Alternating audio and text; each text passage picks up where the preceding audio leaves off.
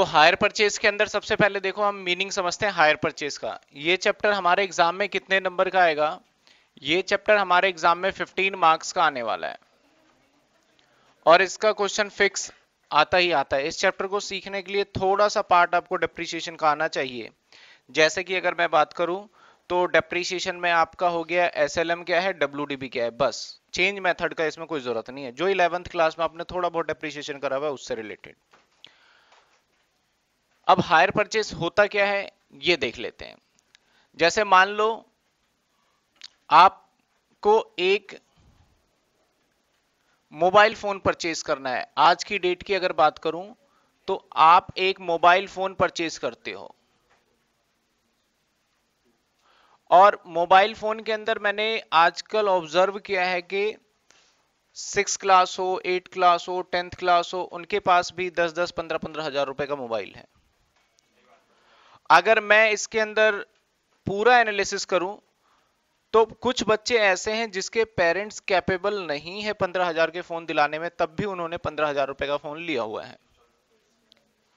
और लिया कैसे है? किस्तों पे, किस्त पे लिया हुआ है। और वो इंस्टॉलमेंट किस तरीके से, उसी चीज को मैं एक बार थोड़ा सा, आप सबको तो वैसे पता है लेकिन फिर भी डिफाइन करता हूं कि किस तरीके से लिया था, दुकान पे कैसे गए, किस तरीके से सारा हमारा स्टार्ट हुआ। जब कभी भी हम दुकान पे जाएंगे तो सबसे पहले, जैसे मान लो सपोज करो एक कस्टमर है मिस्टर राम। राम ने डिसाइड किया कि मैं आईफोन एक्स बाय करना है जो कि लगभग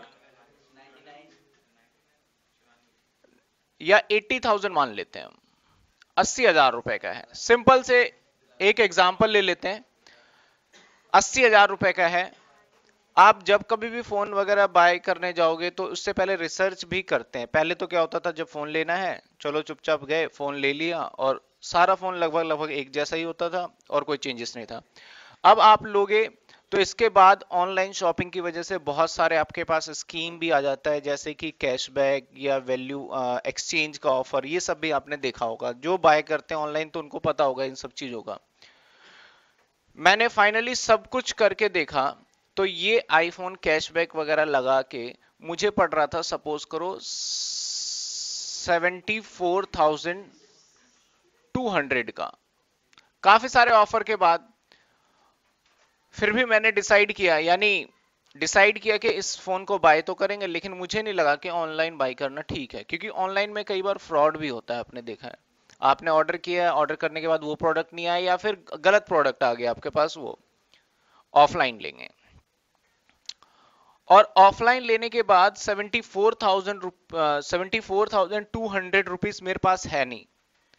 तो बहुत सारे बैंक वाले स्कीम देते हैं, इंस्टॉलमेंट बना ले, 0% इंस्टॉलमेंट। कहने का मतलब होता है उनका कि जो ये सामान आपको मिलेगा वो 0% इंस्टॉलमेंट पे होगा और इस पे आपको ब्याज नहीं मिलेगा, लेकिन आप किस्तों में भी इसका पेमेंट कर सकते हो। मैं एक दुकानदार के पास गया और दुकानदार से मैंने पूछा कि सर ये फोन मुझे बाय करना है, आईफोन जो भी है, और आप ये फोन कितने का दोगे? उसने रेट कोट किया मुझे, 74,200 का दे देंगे। मैंने बोला सर लेकिन मैं तो, और जैसे ही उसने पूछा ना 74,200 का है, उससे पहले जब मैंने उससे पूछा तो सबसे पहले सेल्समैन जो होता है वो आके सीधा पूछता है सर ये भी फोन ठीक है, फीचर, जिस फोन को ऊपर आप अट्रैक्ट हो गए वो सारी बातें उसने पूछा। और एक क्वेश्चन उसने पूछ लिया मेन, सर पेमेंट का मोड क्या रहेगा? यानी पेमेंट का मोड का मतलब कि कैश खरीदोगे या फिर आप क्रेडिट कार्ड से खरीदोगे या फिर आप और कोई कैश वॉलेट को यूज करोगे या फिर आप कैश वॉलेट के अलावा अगर मैं बात करूं तो आप फाइनेंस करवाओगे। तो फाइनेंस का मतलब क्या होता है बेसिकली देखा जाए तो फाइनेंस का मतलब होता है किस्तों पे खरीदना।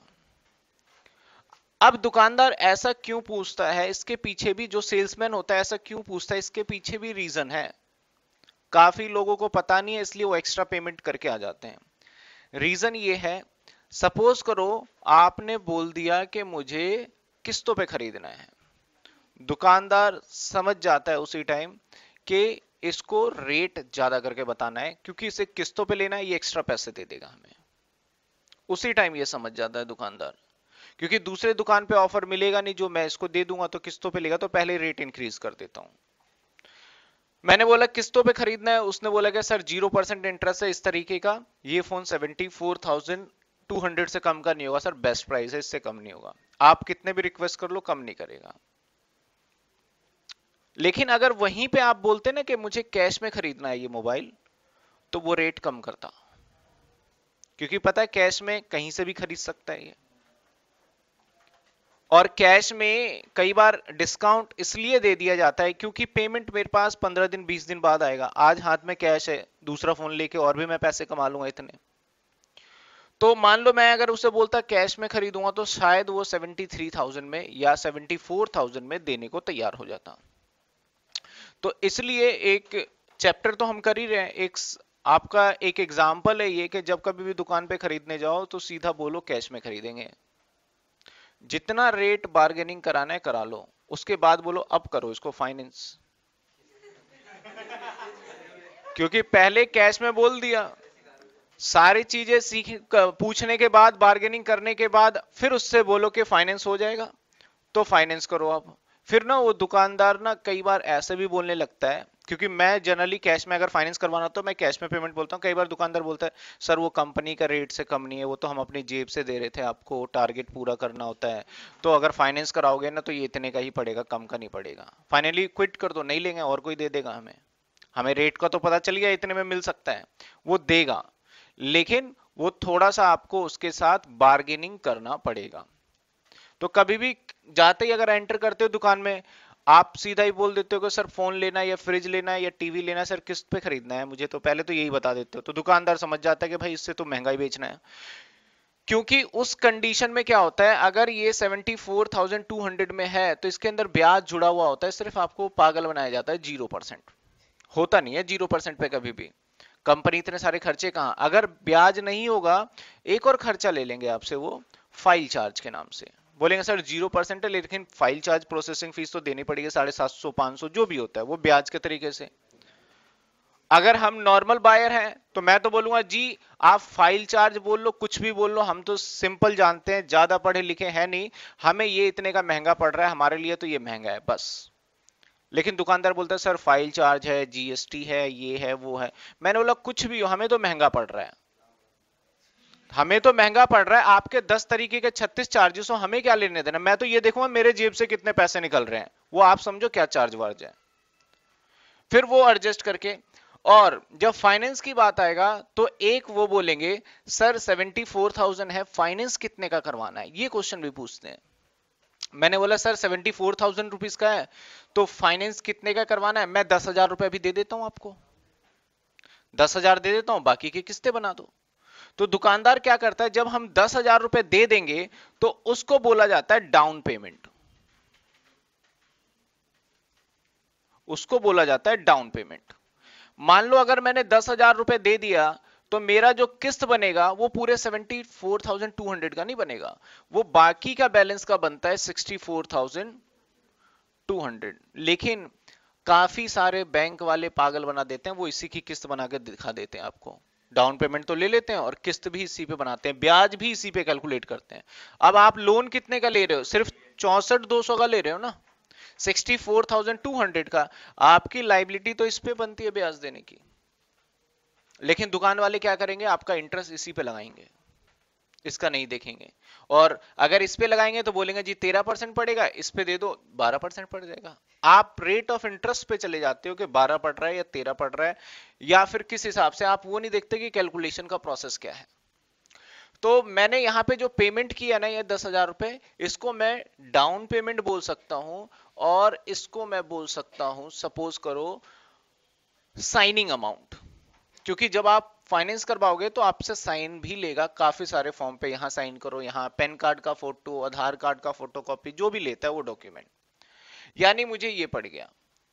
अब अगर ब्याज के साथ है, मैं 0% पे नहीं गया, मैंने बोला ब्याज के साथ ही मैंने लिया ये प्रोडक्ट, समझ सपोज करो, उसने बोला जी अब एक काम कर लो, आप बाकी की किस्त दे देना। मैंने बोला बाकी के, और आपसे पूछेगा वो कि किस्तें कितनी बनानी है, 8, 12, कौन सी किस्त बनाना है, कितने महीने की किस्त, वो आपके ऊपर डिपेंड करेगा। जितना ज्यादा लेंथी बनाओगे किस्त अमाउंट कम होगा, लेकिन आपको ब्याज ज्यादा देना पड़ेगा, और जितना ज्यादा आप कम बनाओगे ब्याज कम देना पड़ेगा। लेकिन आप जब किस्त बनवाओगे तो अपने पॉकेट को देखोगे, चेक करोगे कि कितने का किस्त होना चाहिए, मेरे पास से कहां कहां से पैसे आएंगे, उन सारी चीजों को देख के फिर आप वहां की किस्त बनाओगे। मैंने वहां डिसाइड किया जाके कि आप एक काम करो, 32,000 रुपए की 3 किस्तें बना दो। 3 किस्त बनाना है मुझे, ज्यादा नहीं बनाना। उसने बोला जी 32,000 रुपए की 3 किस्तें बन जाएगी। मैंने बोला 32,000 रुपए पहली किस्त, 32,000 रुपए की दूसरी किस्त, और 32,000 रुपए की, ठीक है हाँ, दो किस्तें बनवा रहा हूं मैं, या फिर मैं 22 की बनवा लेता हूं, ठीक है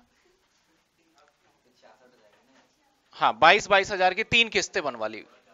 उसने बोला 3 किस्तें बनाओ, उसने बोला 22,000 रुपए का किस्त पड़ जाएगा। मैंने देखा 22,000 का किस्त पड़ेगा, यानी 64,000 के बदले मुझे पेमेंट कितना करना पड़ रहा है, 66,000 रुपीज मुझे पेमेंट करना पड़ रहा है। मैं तो सिर्फ ये देखूंगा, फिर मैं हिसाब लगाऊंगा कितना महंगा पड़ रहा है, तो 66,000 दूंगा, 64,200 देने थे, बीच का डिफरेंस क्या हो जाएगा हमारा, इन दोनों के बीच का जो भी डिफरेंस होगा इंटरेस्ट होगा, वो जो कि कितना आ गया हमारा 1,800 रुपए।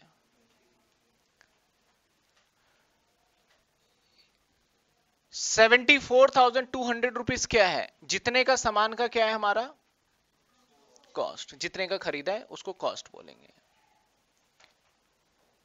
10,000 रुपए जो मैंने पेमेंट किया है, इसको क्या नाम दिया मैंने, डाउन पेमेंट। बैलेंस बचा, अब ये जो है इसको हम इंस्टॉलमेंट बोल सकते हैं। और 66,000 रुपए जो पेमेंट करूंगा विद इंटरेस्ट है विदाउट इंटरेस्ट है, इसको मैं हायर परचेज प्राइस बोलूंगा, hire purchase price. Hire purchase price basically क्या होता है हमारा, जितने किस्तें गया मेरा वो, और प्लस डाउन पेमेंट। तो कॉस्ट प्राइस मेरे लिए 74,200, बट हायर परचेज प्राइस पूछो तो मेरे से 76,000। हायर परचेज प्राइस कौन सा होता है, जितना हम जितना टोटल पेमेंट कर देंगे विद इंटरेस्ट, उसको क्या बोलते हैं, हायर परचेज प्राइस। तो यहां पे कुछ जब हम क्वेश्चन को करेंगे तो काफी सारे टर्म्स आएगा। अब हमें तो ये तो पता चल गया, लेकिन हम अकाउंटिंग सीख रहे हैं, तो अकाउंटिंग के अंदर सीखेंगे कि भाई ये 22,000 की किस्त बनाया तो बनाया कैसे उसने, हमें किस्त बनाना सीखना है इस चैप्टर के अंदर, कि 22,000 रुपए का उसने किस्त कैसे बनाया। रेट ऑफ इंटरेस्ट अगर दे रखा है तो रेट ऑफ इंटरेस्ट सपोज करो 10% है, तो कैसे कैसे करके उसने बना दिया 10% के हिसाब से। हमें इस चैप्टर के अंदर बेसिकली समझना यह है कि जो किस्तें बनाया जाता है वो किस तरीके से बनाया जाता है, उस चीज की कैलकुलेशन सीखेंगे। मैंने बार बार जब भी मैंने रिपीट किया तो मैंने इसके अंदर वर्ड यूज किया किस्त पे, हर बार मैंने यूज किया किस्त पे। अब देखो हायर परचेज और किस्त पे दोनों में डिफरेंस होता है, क्योंकि किस्त पे मैंने बताया आपको इजीली समझ में आ गया कि किस्तों पे कैसे ले कैसे नहीं ले। हायर परचेज और इसमें डिफरेंस क्या होता है, अगर मैं मेजर डिफरेंस की बात करूं कि जैसे आप कोई चीज किस्त पे लोगे, अगर उसका किस्त पेमेंट नहीं कर पाते तो दुकानदार आपसे वो प्रोडक्ट नहीं ले सकता। जैसे मोबाइल फोन आपने किस्त पे खरीदा, आपने 2 किस्त दिया, 3 किस्त दिया, अगर 10 किस्तें बनाई है 10 में से 9 दे दिया, 1 किस्त रह गया, दुकानदार के पास राइट नहीं है कि वो फोन आपसे ले ले वापस, क्योंकि आपने किस्त नहीं भरा, क्योंकि उसका जो ऑनरशिप है ना वो आपके नाम पे होता है, बिल उसी टाइम आपके नाम पे कट जाता है। वो मोबाइल फोन का जो भी सारा डिटेल होता है या कोई भी प्रोडक्ट लो आपके नाम पे कट जाता है, तो ऑनर कौन हो गए आप। तो दुकानदार आपके घर से वो सामान आपका वो मोबाइल फोन उठा के लेके नहीं जा सकता, अगर लेके जाता है तो उस पर लीगली कार्रवाई हो सकता है।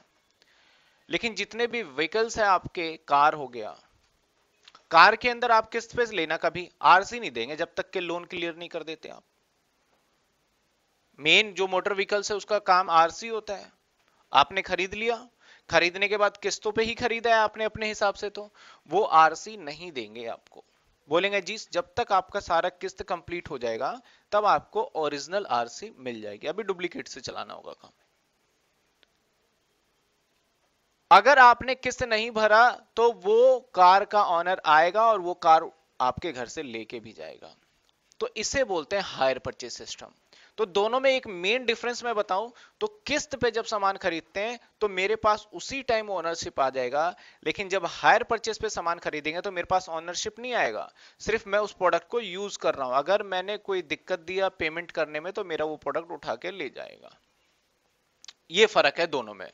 तो वैसे तो नॉर्मली किस्त ही मैं वर्ड यूज कर रहा हूं यहां पे, लेकिन याद रखना ये किस्त हमारा चैप्टर नहीं है, इंस्टॉलमेंट का चैप्टर नहीं है। चैप्टर का नाम है जिसके अंदर ओनरशिप नहीं मिलता। तो इसके अंदर मैंने जैसे कि बोला मोबाइल फोन ये सब नहीं होगा, इसके अंदर ज्यादा से ज्यादा यूज होगा ट्रक, कार, इस तरीके से जो प्रोडक्ट हायर परचेस पे जनरली मिलता है वही प्रोडक्ट यूज होगा। तो हायर परचेस सिस्टम हमारे एग्जाम में 15 नंबर का आएगा। इसके अंदर कुछ एक वर्ड्स आएंगे, डाउन पेमेंट, डाउन पेमेंट पता चल गया किससे बोलते हैं। इसके अंदर वर्ड आएगा हायर परचेस प्राइस, ये भी पता चल गया। हायर परचेस प्राइस वो प्राइस होता है जिसके अंदर इंटरेस्ट को जोड़ दिया जाता है। हायर परचेस प्राइस के बाद और क्या आ सकता है, इंस्टॉलमेंट, इंस्टॉलमेंट में किस्तें जुड़ा होता है। अगर मैं बोलता हूं विदाउट इंटरेस्ट इंस्टॉलमेंट तो उसके अंदर इंटरेस्ट जुड़ा हुआ नहीं है। तो ये जो आज हम सीखेंगे क्या कि ये जो 22 हजार रुपए का किस्त बना है ना, ये किस तरीके से किस्त को बनाया गया, किस तरीके से ये कैलकुलेट किया गया है। हर बार का जरूरी नहीं है कि किस्त एक ही हो, हर बार का इंस्टॉलमेंट भी आपका चेंज हो सकता है। पहले 2000 जनरली अब तक आपने देखा होगा अगर 1600 का किस्त बनाया तो हर साल 16 का जाता है, लेकिन हम डिफरेंट डिफरेंट भी बनवा सकते हैं। पहले महीने आपका 22 आ गया, दूसरे महीने आपका 21 आ गया, फिर इस तरीके से।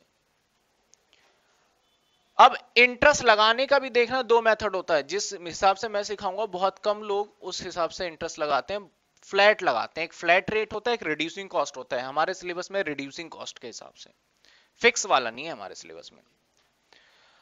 अब इसका एक मैं स्पेसिफिक फॉर्मेट की बात करूं तो किस तरीके से काम करेंगे, कैसे करेंगे, मैं साथ के साथ आपको बताता जाता हूं। बिल्कुल आसान है ये, मैं कुछ इंफॉर्मेशन दूंगा।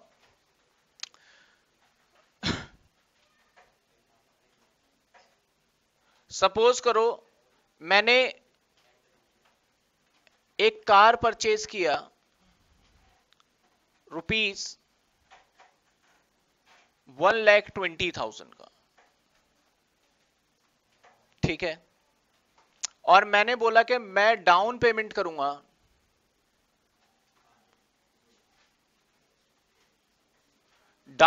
करूंगा सपोज करो 20,000, और मैं ऐसे भी बोल सकता हूं कि मैं 10% डाउन पेमेंट करूंगा।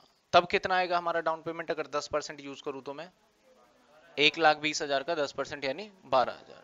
यानी मैं कैसे भी आपसे बोल सकता हूं, परसेंटेज के टर्म्स में भी और अमाउंट के टर्म्स में भी।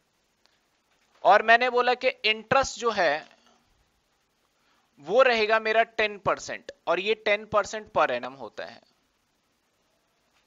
आपको कैलकुलेट क्या करना है, आपको हायर परचेज प्राइस कैलकुलेट करना है और आपको इंस्टॉलमेंट कैलकुलेट करना है, और आपको हर एक इंस्टॉलमेंट में कितना इंटरेस्ट जाएगा वो भी कैलकुलेट करना है। यानी 3 चीजें मैंने कैलकुलेट करने का दे दिया आपको। करने का तरीका क्या होगा, सिंपल,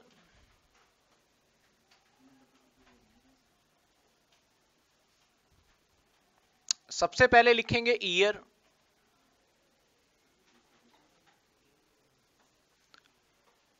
टोटल आउटस्टैंडिंग,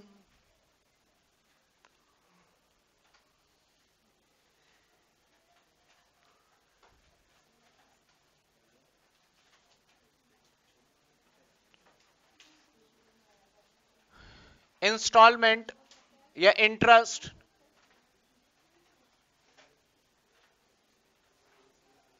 अब जो मैं बताने जा रहा हूं इसको ध्यान से देखना।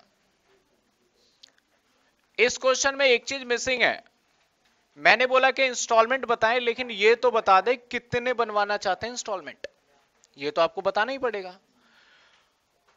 आपने बोला 5 इंस्टॉलमेंट बना दो, तो 5 इंस्टॉलमेंट का मतलब 5 सालों में मैं पूरा पेमेंट कर देना चाहता हूं कंपनी का। मैं चाहता हूं कि ऐसा कुछ हिसाब किताब बना के बताओ कि 5 साल बाद मुझे 1 रुपया ना देना पड़े कंपनी को।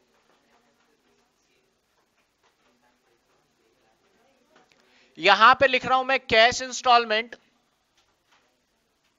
और यहां पे लिख रहा हूं हायर परचेज प्राइस या इंस्टॉलमेंट। ठीक है, स्टार्ट करेंगे हम 0 ईयर से, क्योंकि जिस साल हम खरीदने जाते हैं वो फर्स्ट ईयर काउंट नहीं होगा, वो 0 ईयर काउंट होगा। तो सबसे पहले 0 ईयर में अगर मैं जाऊंगा, यानी स्टार्टिंग वाले डेट पे, तो मेरे ऊपर टोटल कर्जा पता है कितने का? 1,20,000 का। मैंने बोला 1,20,000, लेकिन इसी टाइम पे मैंने कुछ पैसे दे दिए, जिसको मैंने क्या नाम दिया? जो कि था,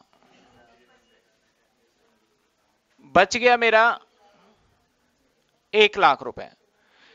पहले जो 0 पीरियड में था हमारा, 0 ईयर में था, कोई भी इंस्टॉलमेंट नहीं था, सीधा ये यहां पे डाल दो आप 20,000 रुपए, और एक यहां भी डाल दो 20,000, क्योंकि एक तरीके से किस्त ही मान लेते हैं हम कि भाई इतने तो अभी दे दिए डाउन पेमेंट में। अब आ जाओ फर्स्ट ईयर पे।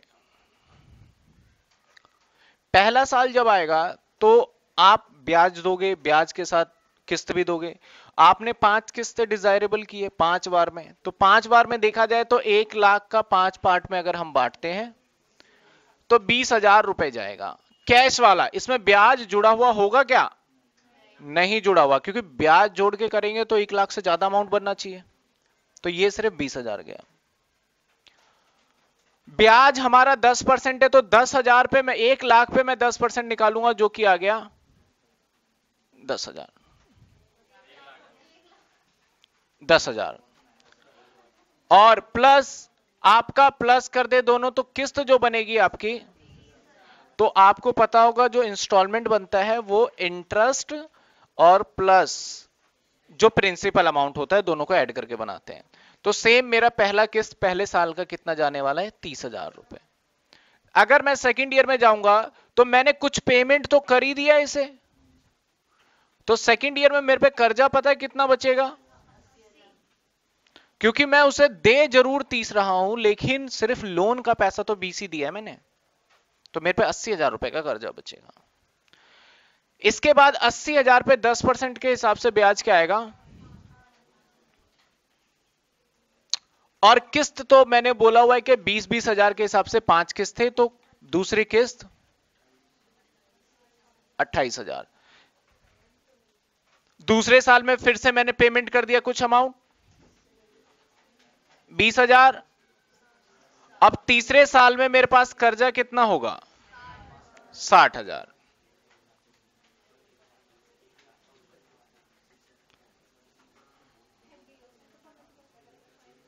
तीसरे साल में कर्जा 60,000 है, 6,000 रुपए का ब्याज, ध्यान से देखें आप, 6,000 रुपए का ब्याज, और क्योंकि ये 20,000 रुपए मैंने बोला है 5 किस्तें, तो 20,000 बन जाएगा ये, और ये 26,000।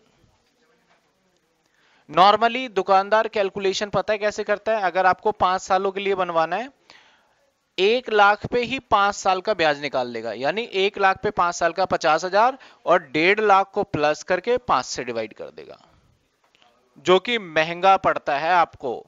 आप उस पे भी ब्याज देते हो जो पेमेंट कर चुके हो। अब यहां पे देखा जाए तो एक्चुअल ये है कि ब्याज हम किस पे दे रहे हैं? जितना मेरे पास कर्जा है उस पे ब्याज। लेकिन अगर मैं 1,00,000 पे ही 5 सालों का ब्याज निकाल लूं, तो मैं हर साल पेमेंट भी तो कर रहा हूं, लेकिन ब्याज किस पे जा रहा है? जो पेमेंट कर चुके हैं उस पे भी। तो जो उस तरीके से कैलकुलेशन करता है उसको बोलते हैं फ्लैट मेथड, मतलब इंटरेस्ट जो कैलकुलेट हो रहा है फ्लैट। और जो इस तरीके से करेगा बैलेंस अमाउंट पे, इसको बोलते हैं रिड्यूसिंग कॉस्ट। तो जब कभी भी आप किस्त पे सामान लेने जाओ तो वो इंटरेस्ट बोलेंगे, तो आप उससे ये बात जरूर पूछना, सर ये फ्लैट रेट ऑफ इंटरेस्ट है या रिड्यूसिंग है? वो समझाएगा फिर फ्लैट और रिड्यूसिंग, तो ज्यादातर बोलेंगे जी ये तो फ्लैट है, और वहां पे देखना रेट ऑफ इंटरेस्ट देगा 6%, 7%, और जो रिड्यूसिंग देगा वो देगा 10%। आप बोलेगा सर वो तो 10% दे रहा है, आप दे रहे हो 7%, तो 7% वाला मेरे लिए ठीक है। लेकिन आप याद रखना फ्लैट और रिड्यूसिंग में आधा का फर्क पड़ जाता है लगभग लगभग। अगर मैं फ्लैट 10% ले रहा हूं तो रिड्यूसिंग 5 के बराबर है, वो बहुत फर्क पड़ता है उसके अंदर, आधे का। तीसरे साल के अंदर जब फिर से देंगे तो पेमेंट क्या चला जाएगा, यानी 4th ईयर के स्टार्टिंग में कर्जा बचा और 4,000 रुपए इंटरेस्ट, 20,000 रुपए आपका इंस्टॉलमेंट, 24,000 की किस्त। 5th ईयर की बात करते हैं, फिर से 20,000 रुपए का पेमेंट हो गया। लास्ट ईयर के अंदर बचा तो 20,000 ही, लास्ट ईयर में 20,000 पे 2,000 और 20,000 टोटल। मेरे से एग्जामिनर ने क्या क्या क्वेश्चन पूछा था, मैं इसी टेबल के हिसाब से सारा आंसर दे सकता हूं मैं एग्जामिनर को। पहला हायर परचेस प्राइस बता दें, तो इसको अगर मैं टोटल कर दूं हायर परचेस प्राइस आ जाएगा। दूसरा इंस्टॉलमेंट कितने की होगी, तो मैंने ये भी बता दिया, पहली किस्त 30, 28, 26, 24, 22, आंसर दोनों मिल गया एग्जामिनर को। तीसरा इंटरेस्ट टोटल क्या होगा, इंटरेस्ट के कॉलम को टोटल कर लूंगा, क्या आ रहा है 30,000, तो हायर परचेस प्राइस कितना आ रहा है 1,50,000, 1,50,000। और नॉर्मली आप थोड़ा सा सोचना, अगर मैं 1 लाख पे 5 सालों के लिए निकालता तो हमें पता है कितने का पड़ता, 1.5 लाख रुपए का, क्योंकि हम बोलते 5 सालों का बनाना है, तो 10-10% 5 साल यानी कितने हो गए 50%, 50% लगा दिया 1 लाख पे, कितने बन गए 1.5 लाख, 1.5 लाख का 5 से डिवाइड कर दो, हर बार की किस्त तो सेम हो जाती है आपकी, लेकिन आपको टोटल फाइनल पेमेंट अगर कैलकुलेट करोगे तो कितना देना पड़ रहा है दुकानदार को, 1.5 लाख। लेकिन इस वाले मेथड के हिसाब से आप कितना दे रहे हो, नहीं वो 1.5 नहीं पड़ता, वो 1,70 पड़ता, इससे भी ज्यादा पड़ता, वो 1,70,000 पड़ता, और इसमें कितना पड़ा 1.5 लाख, तो रिड्यूसिंग हमेशा कम आएगा। तो तीनों क्वेश्चन पूछा। अब इसके अंदर मेथड्स है, कई बार एग्जामिनर आपको इंटरेस्ट नहीं देगा फिर भी बोलेगा किस्त बताओ, कई बार एग्जामिनर आपको किस्त दे देगा और आपसे पूछेगा भाई कैश प्राइस और इंटरेस्ट बताओ। तो अलग अलग पैटर्न से एग्जामिनर कुछ भी चीजों को मिसिंग कर सकता है। यहां पे मेरे वाले एग्जांपल में क्या था, कैश प्राइस गिवन है या नहीं है, है, डाउन पेमेंट गिवन है, रेट ऑफ इंटरेस्ट गिवन है, इंस्टॉलमेंट गिवन है, गिवन तो है लेकिन विदाउट इंटरेस्ट वाला, इंस्टॉलमेंट तो है मेरे पास लेकिन कौन से वाला है, विदाउट इंटरेस्ट। तो ये जो इंस्टॉलमेंट आपको मैंने बताया था कि इंस्टॉलमेंट होगी टोटल नंबर ऑफ 5, और आपने निकाल लिया था जो कि 20-20 हजार का 5, ये निकाला है ना आपने। तो यहां पे इंस्टॉलमेंट गिवन है लेकिन इंस्टॉलमेंट दो है मेरे, एक है विद इंटरेस्ट के साथ, एक है, तो कई बार एग्जामिनर विदाउट इंटरेस्ट के साथ बता सकता है, तो ये कैलकुलेशन है, विद इंटरेस्ट के साथ बताएगा तो फिर थोड़ा सा चेंज हो जाएगा, उसके अंदर हम अलग तरीके से करेंगे। तो ये जो मैं हेडिंग डालूंगा इस पे, ये हमारा व्हेन कैश प्राइस गिवन है या नहीं है, and interest rate and instalment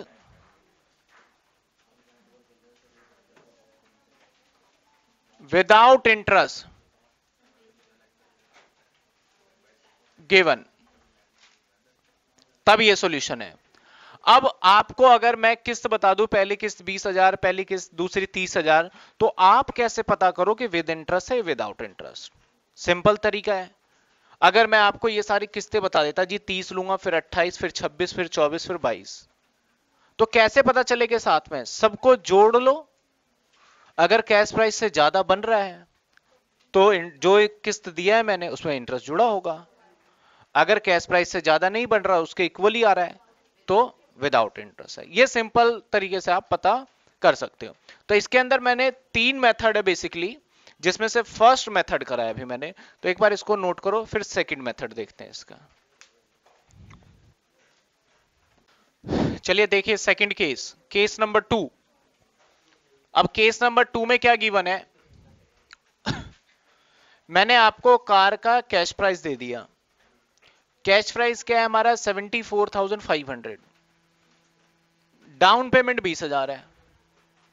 हिसाब किताब अगर लगाया जाए तो अगर 74,500 रुपीज का अगर मेरे पास कार है और डाउन पेमेंट अगर मैं 20,000 रुपए का दे दूं तो मुझे देना बच जाता है 54,500।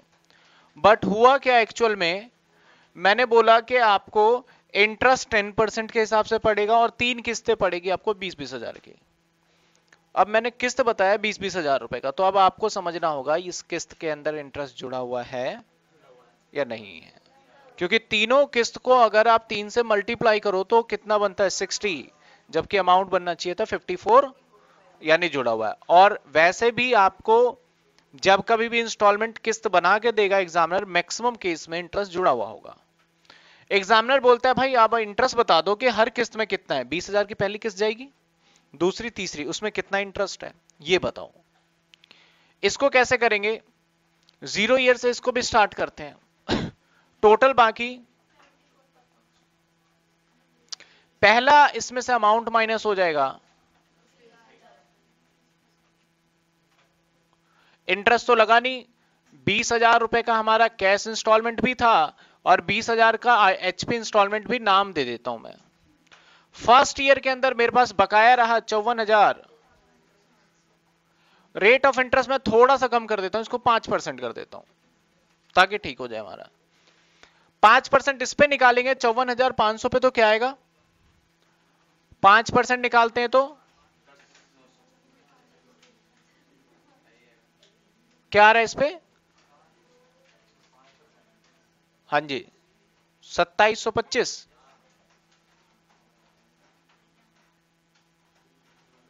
देख लो एक बार, कैलकुलेट कर लो, 2725। और ये हमें पता है कि किस्त कितने की होगी, क्या मैं पता कर पाऊंगा, इंटरेस्ट पता चल गया, किस्त भी पता है, मुझे पता चल जाएगा कैश इंस्टॉलमेंट कितना गया होगा। यानी अगर मैं 20,000 रुपए का पेमेंट कर रहा हूं तो मुझे ये पता चल गया कितना ब्याज दे रहा हूं, तो फिर मैं माइनस करके ये पता कर सकता हूं प्रिंसिपल कितना दिया है। माइनस करो इसमें से 17,200, इतने रुपए का मैंने प्रिंसिपल इंस्टॉलमेंट दिया होगा। जब मैं सेकेंड ईयर में आऊंगा तो सेकेंड ईयर पे मेरे पास जो कर्जा होगा माइनस करके होगा। पहले ऐसा नहीं था, पहले तो हम क्या कर रहे थे 20-20 हजार, ये वाली रॉ हमें गिवन थी और हम हर बार माइनस कर रहे थे, लेकिन इस बार उसने लास्ट वाला दे दिया, ये दोनों पूछ लिया एक तरीके से। तो अब मुझे इसके माइनस करने के बाद अमाउंट बताओ क्या बचता है, 37,225, 37,225 रुपीज का बच गया। अब इसके ऊपर इंटरेस्ट लगेगा। इससे पहले मुझे पता है ये किस्त कितने का जाने वाला है, 20,000 का, इसका इंटरेस्ट क्या बता सकते हो, 5%, बताओ 1861, या मैं इसको राउंड फिगर में 1860 भी ले लूं तो कोई फर्क नहीं पड़ेगा, मैंने 61 ले लिया। अब मुझे पता करना है कि भाई मैंने कैश कितना पेमेंट किया, किस्त कितना गया 20,000। अगर 20,000 रुपए किस्त चला गया है तो क्लियर है कि इसका ब्याज भी पता है, तो हमें कैश प्राइस भी पता चल जाएगा, प्रिंसिपल माइनस कर दो,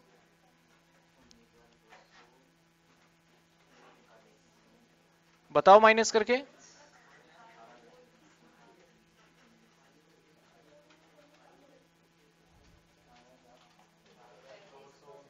कितना अमाउंट है, 18,000,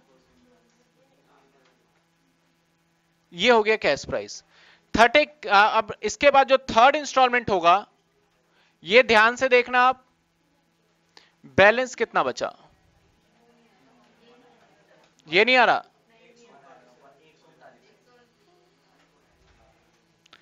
माइनस करें इसको, थर्ड ईयर में पहुंच गए। थर्ड ईयर को ध्यान से देखना, माइनस करो इसको एक बार, क्या आ गया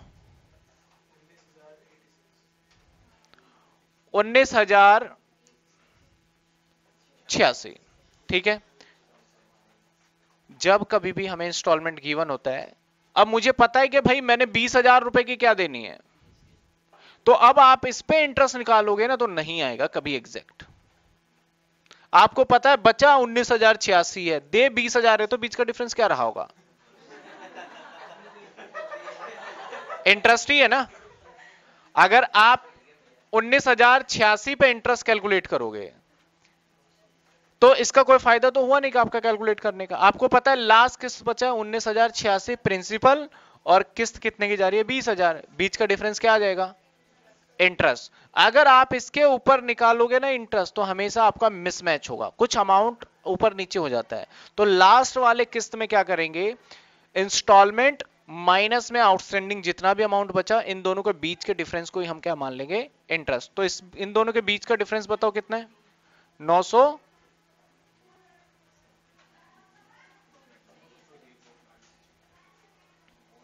अब एग्जामिनर आप इस पे निकालोगे तो बहुत ज्यादा फर्क भी आ सकता है। तो लास्ट वाले, इसलिए मैंने बोला पहले वाले में तो हमें निकालना था एचपी, इसलिए हमने निकाल के ऐड किया, इस वाले में नहीं निकालना। कोई मुझसे पूछता है कि इंटरेस्ट कितना है, मैं इसको प्लस करके बता दूंगा। कोई पूछता है आप कैश प्राइस बता दो, तो पहले से तो पता ही था, लेकिन अगर पूछता है हर इंस्टॉलमेंट में कैश प्राइस कितना है, तो मैं बता सकता हूं 20,000 में इतना है, इस वाले 20,000 में इतना है, इस वाले 20,000 में इतना है। एचपी प्राइस बता दो, इसको टोटल कर दूंगा जो कि आ रहा है 80,000 रुपए, ये मेरा होगा एचपी प्राइस। तो मैं एक बार लिख भी देता हूं, ये टोटल कितना आ गया हमारा? 80,000, और ये टोटल आएगा हमारा 74,500, और ये आ जाएगा मेरा, यही आ रहा है ना? ठीक है। तो ये सेकंड केस। अब पहले केस को और सेकंड केस को कंपेयर करो, दोनों में फर्क क्या था? पहले आपको ये वाला रॉ गिवन था, अब ये गिवन है। ठीक है। अब आपको शायद जो थर्ड केस करेंगे वो करेंगे जिसपे रेट ऑफ इंटरेस्ट ही नहीं देगा, फिर भी आपसे पूछेगा हर बार का किस्त और हर बार का आप मुझे इंटरेस्ट बताओ निकाल के। तो केस नंबर 2 नोट करिए आप।